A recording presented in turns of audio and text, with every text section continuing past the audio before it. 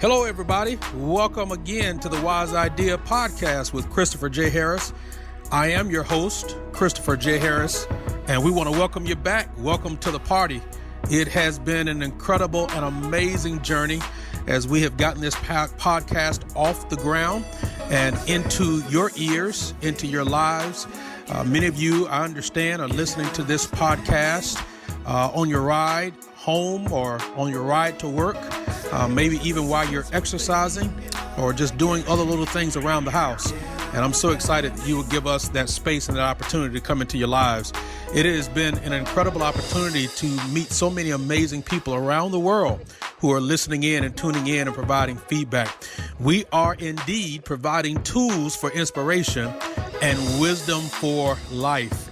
Our aim, our goal is to inspire everyday people to live wise lives. You and I are a part of that journey. We also want to make sure that we are providing strategies for hearts to be inspired and heads to be wise. So guess what, my friends? We've got another amazing episode for you lined up. Just a few years ago, I actually took a moment and sat down with the incredible, the incomparable media guru, Phil Cooke. You got to look him up if you don't know who he is. And it was an incredible conversation. The catalyst for that conversation was actually my very first book, Temporary Assignments. You can find that on Amazon or anywhere where books are sold. But the conversation meant so much more than my book. We talked about what change meant. We talked about current trends and issues in media. We talked about personal brands. We talked about his life and lessons that he's learned over time, even being fired in his late 30s, and what it meant to reinvent himself in that season of his life with a wife and young daughters. It was just an incredible interview. And we just wanted to bring that insight to you because we believe that there's going to be some amazing light bulb moments that you would have as a result of listening to that interview. So as a part of our intro each week, we want to just take a quick moment and invite you, please share this podcast and the information, the tools with your family and friends and on social media. It would absolutely mean a lot to me. Of course, you can go to our website, thewiseidea.net, thewiseidea.net, for not just this podcast, but other podcasts that we've recorded, other episodes that are there. You can, of course, also email us with questions and ideas and thoughts. If you're not already subscribed, guess what? This is your personal invitation to subscribe so that you can get the information, get the updates, get the episodes right in your inbox. So with all of that being said, let's jump right into the interview, right into the conversation that I had just a few years ago with Phil Cooke. Enjoy today's episode. All right. What's up, everybody? YouTube land, social media land. This is Christopher Harris coming again. I tell you, this has been an incredible journey. The last couple of weeks have been absolutely amazing as we've been on this journey talking about temporary assignments, y'all. Who would have thought that I could add author to my title, that it become a reality here on my first book. And I tell you, it's something amazing about putting your whole heart and soul into something on paper to have people critique without you being present, and then to be able to get quality feedback has been incredible. Today, you all, I have someone who is absolutely a guru, a mastermind, an incredible guy, not just in his field, but I'm one of those folks that I follow what people do and what they say, and he's just amazingly consistent. He is funny. His posts, you guys got to go follow him on Instagram. I'm gonna throw some of those. We're gonna tell you some of his, how to connect with him a little bit. But if you follow him on Instagram, I promise you, at least 5 or 6 times a week, you're gonna laugh. You're gonna get that humor that he has, that posting those pictures. I want him to tell me his secret of where he gets those pictures from, but I'm scared to ask. So anyways, we'll talk about all that a little bit later on. So ladies and gentlemen, I've got on the line here Mr. Phil Cooke himself, extraordinaire in communication, particularly with faith-based organizations, an amazing track record of getting some pastors and ministries and preachers that all of us have followed over the years.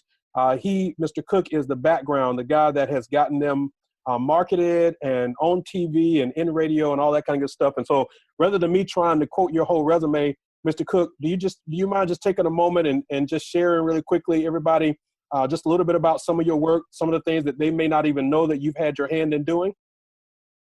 No, I'm thrilled to. Let me start by saying congratulations on the book. That's a big, big step. I mean, well done. Very, very well done. Thank you. Thank you. A lot of people talk about writing books, but not many actually sit down and do it. So congratulations. I'm really excited. And I would encourage people out there, get the book. Absolutely get the book. It's going to be something you need in your life, and it's going to be incredible. And it's the kind of stuff that we all need. The world changes like crazy. I mean, the culture changes, people change, trends change, styles change. And if we don't stay up with how to adapt and change in our life, we're going to get left behind. So books like this are primary on my shelf because it helps me stay on top of what's happening in the world, because it's so easy to get left behind. So congratulations. It's a great thing. Thank you so much. I appreciate that. So tell us a little bit about, just so people know who you are. Generally what we do is help Christians not suck at the media. We have a passion that this is a media-driven culture. And if we're going to speak the language of the culture, we need to get it when it comes to television or movies or radio or social media or our online presence, doing YouTube channels, things like that. And so we feel called to help churches and ministries, pastors, ministry leaders, nonprofit leaders use the media to their advantage to help get their story out. It's so incredibly important. Christopher, we live in a culture where people are being bombarded with about 5,000 media messages every single day. I mean, the distraction is overwhelming. So learning how to cut through all that and get your message heard is absolutely critical. And it's kind of what we're about. So we've been very fortunate. We've worked with everybody from Billy Graham to Joel Osteen and hundreds of people in between, and helping them really establish their presence in the media and get their message out in a bigger way. So we're thrilled to do it. And I have a passion for everybody, and you're included. People that want to get that message out, get it heard. That's what we want to help. That's incredible. So that means then that you've seen lots of success stories, but you've also seen some people bump their heads regarding reinventing themselves and adjusting messages. And, somebody asked the question one time here at our church, why do we have so many different translations of the Bible? And just kind of off the cuff, the thought came to me that, language changes over time. And so really we have these translations because, 30 years ago, if someone had said, walked up to you and said, hey, are you going green? You would have been looking at your skin like, what are you talking about? But today in our context, going green, it means something regarding recycling and, environment and all that. So it has a context now that's very different than before. So when you think about that, what are some of the things that you think would be relevant for people to know regarding their personal brand and their life and the messages that they send about themselves and their careers, and how they may either be behind or on point or whatever that may look like?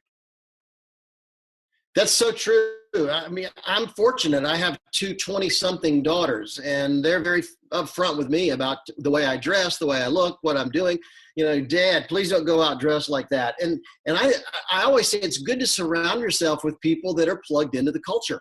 As Christians, you study the life of Jesus, and he spent his time where the people were. And in those days, it was the marketplace, it was the temple square, it was social gatherings like weddings.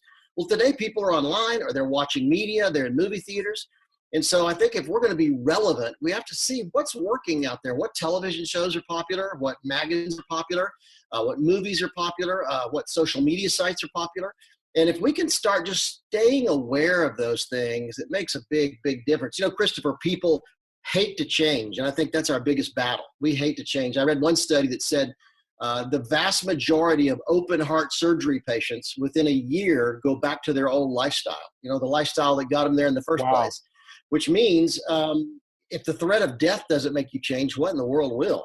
And we've seen drug addicts, alcoholics, people that struggle with all kinds of addictions. Change is just very, very hard. And so it's not an easy, we can't be flippant about the idea that we have to stay on point. We'll constantly be changing, but we absolutely have to do it. No matter how difficult, no matter what the struggle, we have to do it. Otherwise, like you say, we become irrelevant and nobody's interested in listening to our message.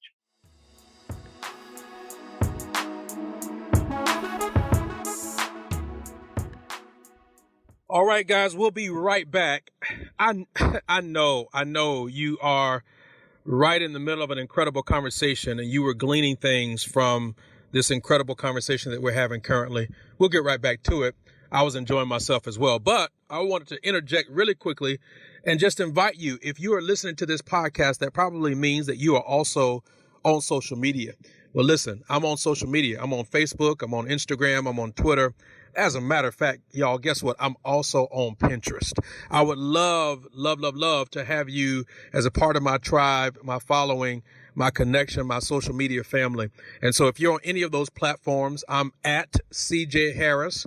CJ Harris, ONE. Would love to connect with you. So while this commercial is even going on, before we get back into the conversation, why don't you go online right now, pull your devices out, pull your computer out, and hit the follow button, hit the friend request button, hit the engage button, and we'd be so glad to have you as a part of our social media following and family. Not only that, as you listen to this podcast, you may be hearing things that are insightful for you, things that are being shared where the light bulb goes off. I would love to hear about those moments.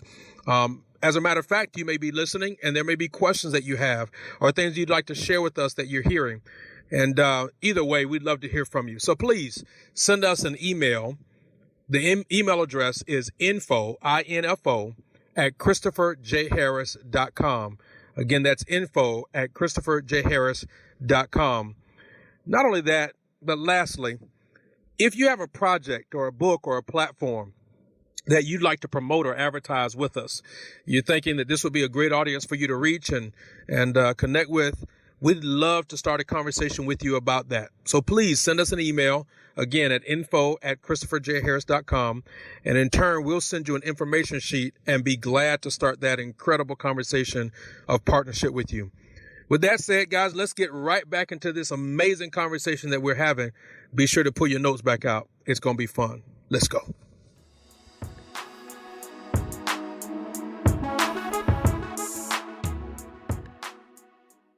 Yeah, I actually say in the book that if you don't change, you get stuck, right? And it's a simple statement, but when we think about the frustrations that oftentimes people have in life, they are seeing things around them, but they feel stuck where they are, and they can't move. They feel locked in, and so that's really really good.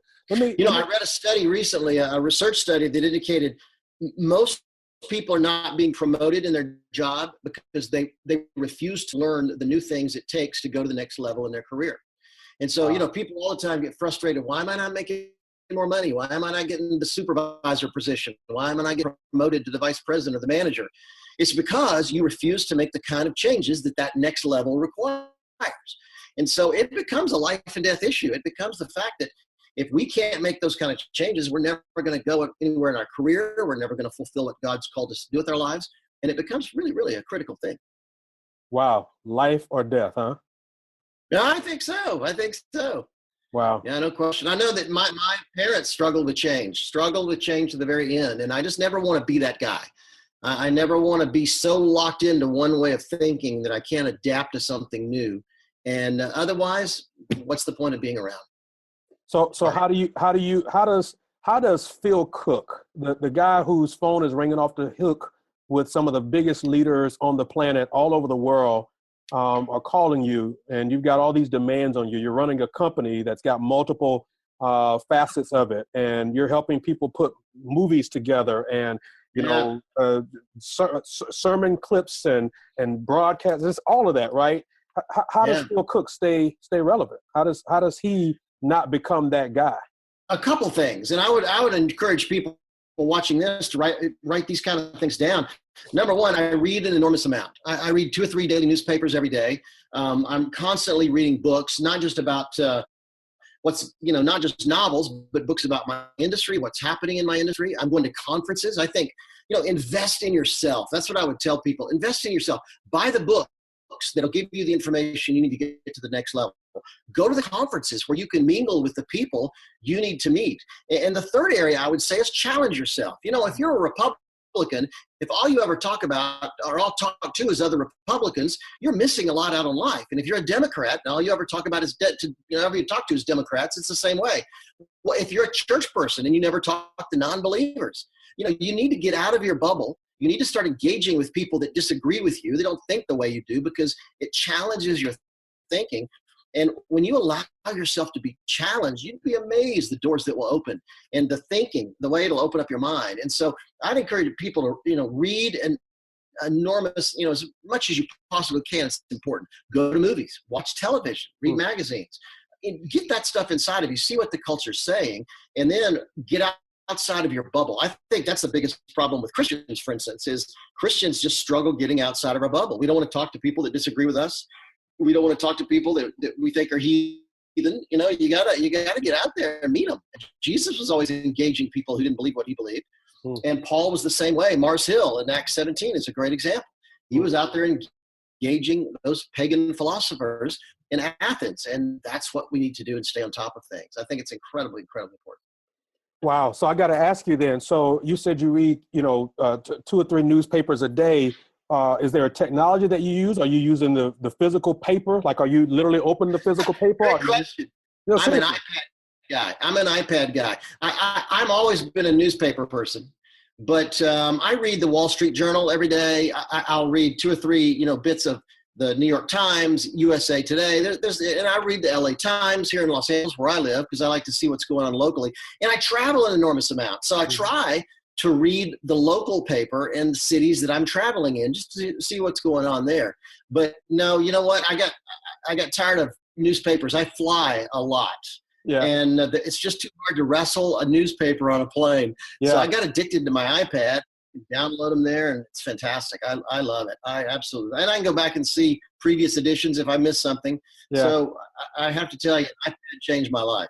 Yeah, I tell you, it's one of the funniest things on the planet to see is those folks who are getting on planes and once right before the plane takes off, and they've got this big newspaper that they're trying to open and flip the pages, and it's hilarious. It is, and the truth is, Christopher, I'm a magnet for nuts on airplanes. If there's a crazy person on an airplane, he will sit next to me. And very often they're the guys that wrestle with the newspapers, or they're just crazy people of all kinds. And so I do notice those kind of things. It's pretty funny. And that's a big part of it too. Just noticing things. I think a big part of, the fact that I've been doing this for so long is that I notice things a lot of other people don't. And I think if you start watching, we all like to talk a lot. Very few of us listen very well, and we don't observe hardly at all. And I'm a big believer that if we can start listening and observing things around us, we'll start seeing things that other people don't. And that's really the definition of vision. We talk about leaders with vision. Leaders with vision are simply men and women who see things other people don't see, or they're looking at the same thing other people look at, but they see something different there. And certainly that's the definition of a great artist. That's so good. Yeah, so having that kind of vision and seeing things from a different perspective can change everything. Without naming names, tell me probably one of the craziest things that you've seen a leader do that reflected being stuck, not changing, not reinventing themselves, either regarding themselves or their organization or their family or whatever it may be. Is there a story or an idea or an experience that comes to mind? Well, I talk sometimes about wanting to build a museum of bad Christian television, but I can't find a building big enough. Trust me, there are so many failure stories you can't even imagine. One of these days I'll write a book. But there's a lot of stories. For instance, I know people that fought me on the online world. I worked with a number of ministries trying to develop an online presence, and they fought and fought and fought. In fact, one major media ministry refused to build an app, and I finally had to go build it in secret, and I unveiled it for them, and they were shocked that actually people would want to see this. And so the digital transition, which has been huge in the last few years, a lot of people fight over that. And you mentioned the different translations of the Bible. There are guys that will fight to the death over the King James version of the Bible. I've actually, you'll love this. I've actually been in the British Library in London, and I've seen an original 1611 King James version. I was filming one, and I discovered that in the introduction, the translators of the 1611 King James Version of the Bible said, you know what? We've done the best we can, but we hope other translators will come along in the future and do a better job. And so if the guys that actually translated the King James Version hope others will do a better job, the least we could do is be open to it. Yeah. So, people get stuck in a lot of different ways.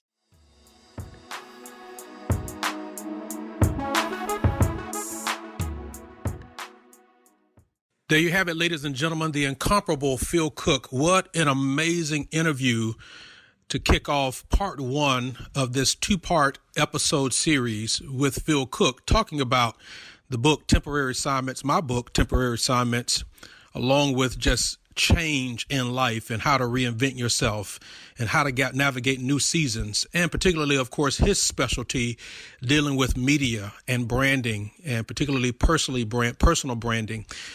He spent a lot of time talking about his own life as well. And of course, we can learn a lot by listening to the life stories, the biographies of others. I can't wait for you to hear part two of this interview that I did a number of years ago with the incomparable Phil Cooke.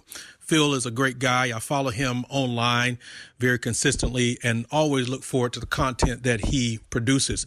So as we get ready to end today's podcast, I always want to invite you. Please share this podcast. Please share it with your family and your friends and your social media family. We are on Twitter. We're on Instagram. We're on Facebook.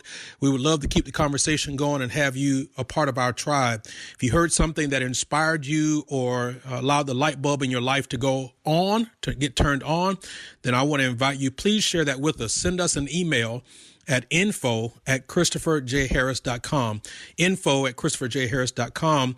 And we'd love to take your questions, love to take your feedback, love to take your observations. And in fact, we want to invite you every single day, live an inspired, wise life. We'll see you the next time right here on the Wise Idea podcast with Christopher J. Harris.